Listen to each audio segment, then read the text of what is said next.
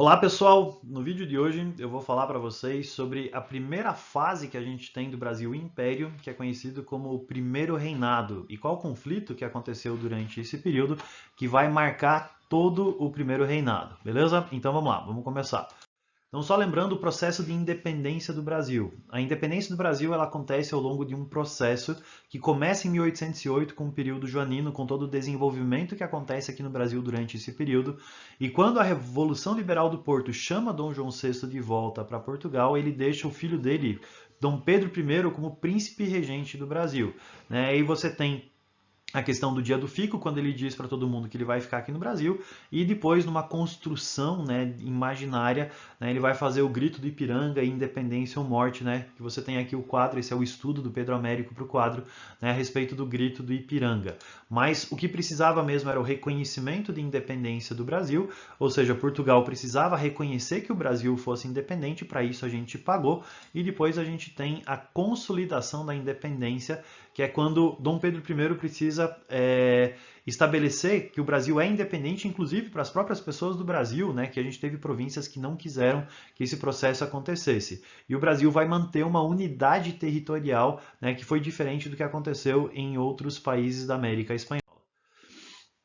Quando você tem o processo de independência do Brasil, começa uma fase da história do Brasil que é chamada de Brasil Império. A história do Brasil a gente divide em três grandes porções. Brasil Colônia, que foi esse período que nós estudamos até agora. Aí depois a gente tem o Brasil Império e depois a gente tem o Brasil República. O Brasil Império, que é a fase que começa a ser estudada com esse vídeo, ela é dividida em três etapas. O primeiro reinado, que é o objetivo desse vídeo, o período regencial e o segundo reinado, é o período mais longo, mais estável que a gente tem do Brasil Império. Então a gente tem essas três etapas diferentes na história do Brasil Império, que é uma das partes que a gente tem da história do Brasil. E o primeiro reinado, ele é marcado por um conflito. Existe um fio condutor ao longo de todo o primeiro reinado que foi um conflito que aconteceu aqui no Brasil. Qual conflito que é esse? É um conflito entre Dom Pedro I, a figura de Dom Pedro I, e o que ele imaginava que tinha que ser o governo do Brasil e a elite brasileira, principalmente reunida ou simbolizada no papel de José Bonifácio, o patrono da independência do Brasil, que gostaria de ter um liberalismo maior. Então, qual conflito que é esse? Dom Pedro I, quando ele se torna o rei do Brasil, o imperador do Brasil, ele queria governar o Brasil ao molde das monarquias europeias, ou seja, ele queria governar o Brasil com um poder mais absoluto, enquanto que a elite brasileira, bastante influenciada por ideais do iluminismo, pela independência dos Estados Unidos, eles queriam que o Brasil tivesse um maior liberalismo político, ou seja, sem absolutismo do rei e com uma maior participação do povo, no caso a elite, da política brasileira. Então, esse conflito entre Dom Pedro I e o tipo de governo que ele gostaria e a elite brasileira, e o tipo de governo que eles gostariam, é um conflito que vai marcar todo o primeiro reinado. E a gente vai ter várias vezes onde é que esse conflito ele vai se acentuar. O primeiro momento onde é que esse conflito se acentua, onde é que esse conflito se explicita, é quando a gente precisa fazer uma constituição para o Brasil. Afinal de contas, o Brasil agora era independente. E como um país independente, ele precisava ter uma constituição. Ele precisava ter um conjunto de regras que regulamentasse a nação.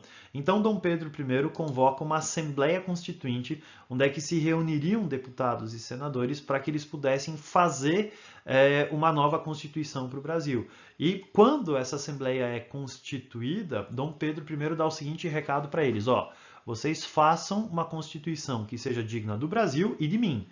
Tá? Então, Dom Pedro dá esse recado bem claro que ele queria também ser valorizado nessa Constituição, que essa Constituição precisava levar ele em conta.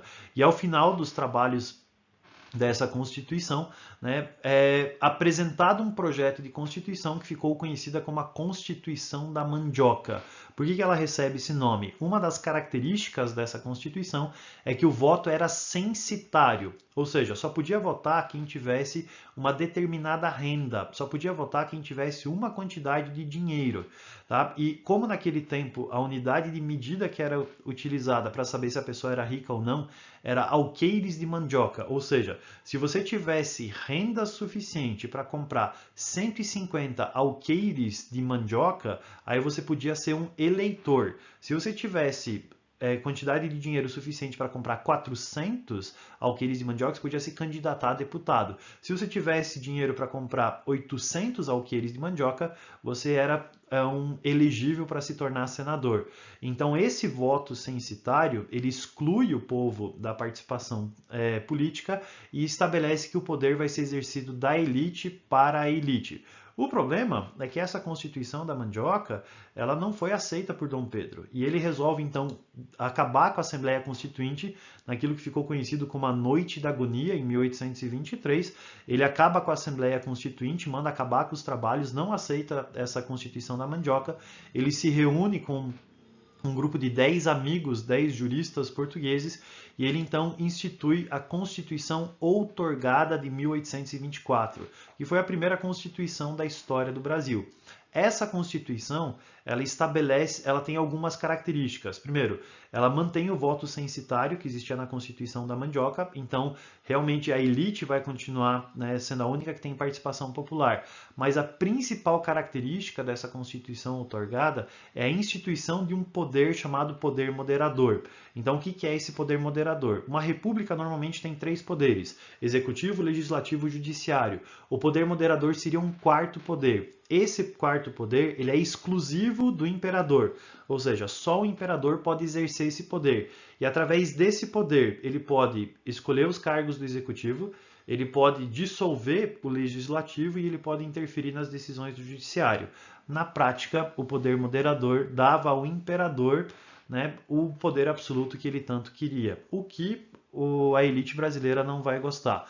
Agora, existe uma discussão a respeito dessa Constituição, porque embora essa Constituição ela fosse favorecesse esse autoritarismo de Dom Pedro, favorecesse esse absolutismo de Dom Pedro, ela tinha características liberais. Ela, por exemplo, vai instituir que o Brasil vai ter liberdade religiosa, né? Então você tem algumas características aqui que nessa Constituição que elas são características de avanço, de progressos liberais, mas não tanto, porque ela não vai pensar em acabar com a escravidão, por exemplo.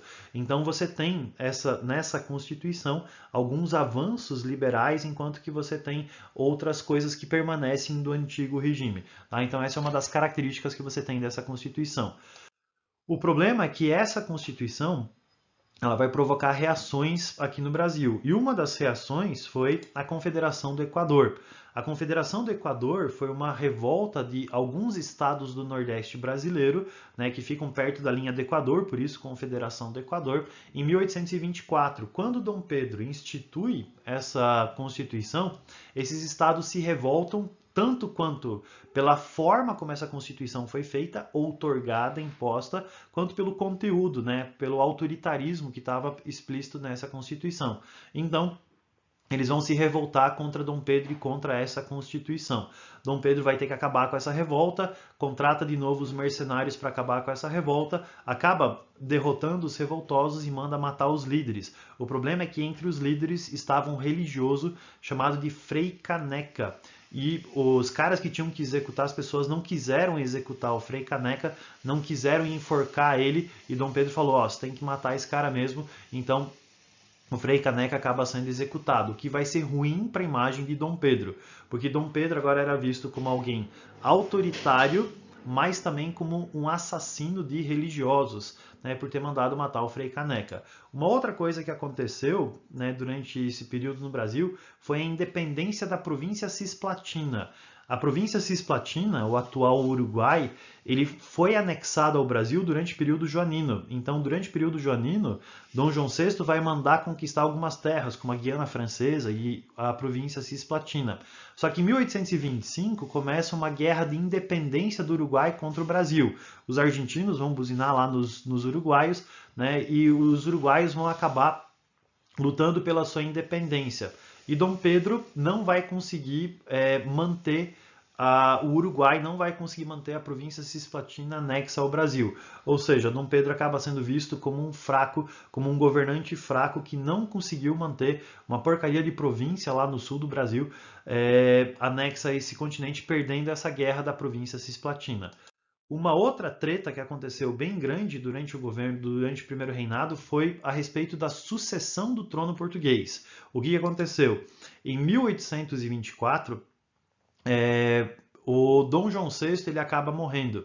E como o Dom João VI morreu, o herdeiro de Dom João VI era Dom Pedro I. Né? Em 1826, ele deveria se tornar imperador de Portugal. E ele se tornou imperador de Portugal por um curto período de tempo. Foi uma questão de 3 meses, 3 ou 4 meses, que ele assume o trono de Portugal. Aqui do Brasil, ele se torna rei de Portugal. Só que existia uma preocupação muito grande de Dom Pedro I se tornando o rei de Portugal, restituir o pacto colonial sobre o Brasil. Então ele sofre uma pressão muito grande da elite para abrir mão do trono português. E é o que ele faz. Ele abre mão do trono português em nome da sua filha, Maria II. Só que ela era menor de idade, acho que ela tinha 6 ou 15 anos, eu não lembro exatamente a idade dela, mas ela era menor de idade. Então quem vai governar Portugal enquanto a Maria II, a filha de Dom Pedro, não for maior de idade, vai ser a irmã de Dom Pedro, que é conhecida como Isabel. Ela vai ser a regente de Portugal.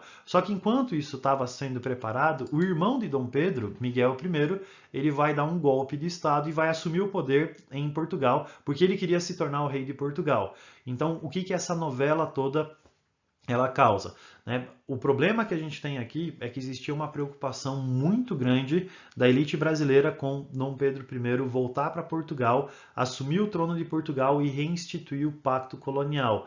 E Dom Pedro I gastou muito tempo e muita energia preparando a sucessão do trono português, né, se preocupando com toda essa sucessão do trono português, ao invés de acabar administrando o Brasil.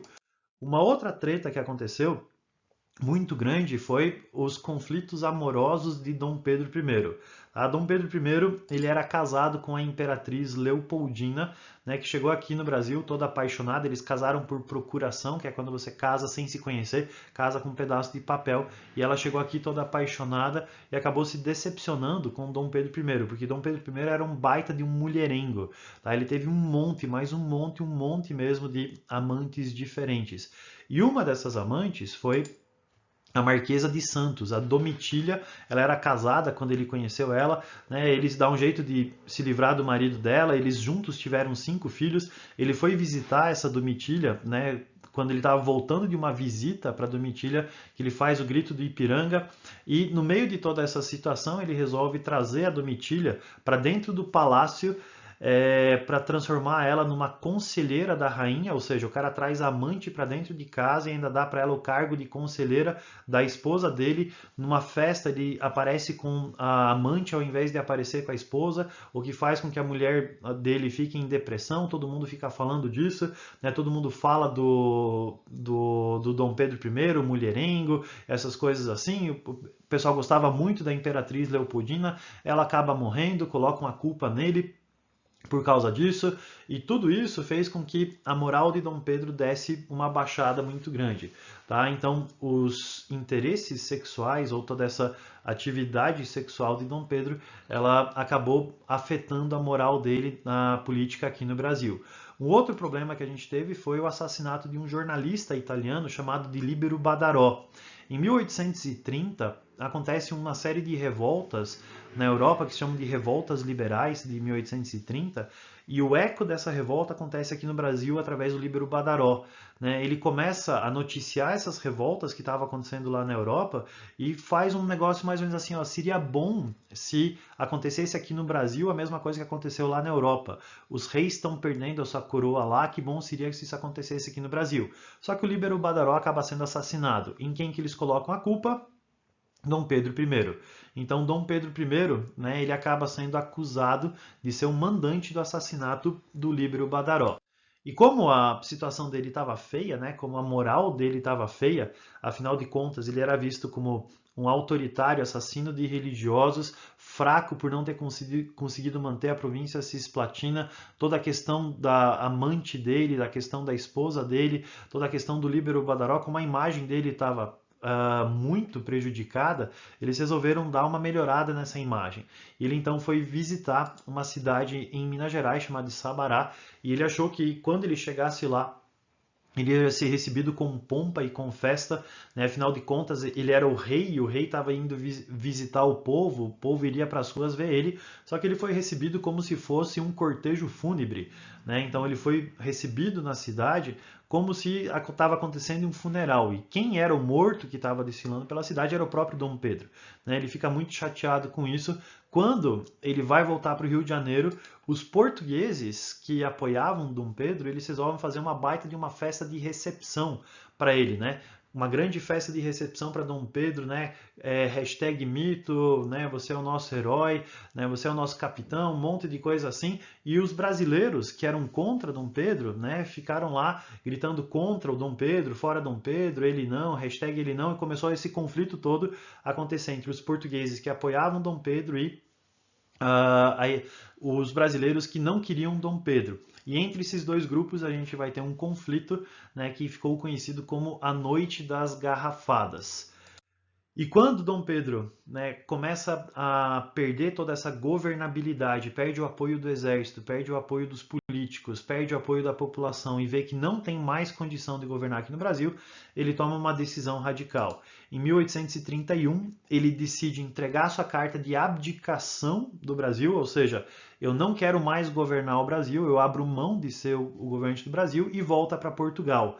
E lá em Portugal, ele é conhecido como Pedro IV o Libertador, porque ele vai organizar uma resistência dos portugueses contra Miguel I, o irmão dele, vai tirar o cara do poder, vai colocar a filha dele no poder e ele é visto como um grande libertador, porque ele faz uma reforma liberal lá em Portugal. Então aqui ele é visto como um autoritário e lá em Portugal ele é visto como um libertador. E quando ele abre mão do trono dele aqui no Brasil, ele deixa como seu sucessor o seu filho, Dom Pedro II. O problema é que Dom Pedro II ele tinha 5, 6 anos na época. É ele que aparece no colo aqui da mãe dele. Então, nem sei se é a mãe dele, mas ele que aparece aqui no colo aqui dessa mulher, né, quando o Dom Pedro I está entregando a sua abdicação. E esse agora, o Dom Pedrinho, Dom Pedro II, ele é o novo imperador do Brasil. Só que ele não tem idade suficiente para governar, porque ele precisava ter no mínimo 25 anos para governar. E enquanto ele não pode governar, regentes vão governar em nome dele. Começa então o período regencial, que foi um dos períodos mais complicados de toda a história do Brasil. Mas isso a gente vê nos nossos próximos vídeos. Beleza, pessoal? Um abraço!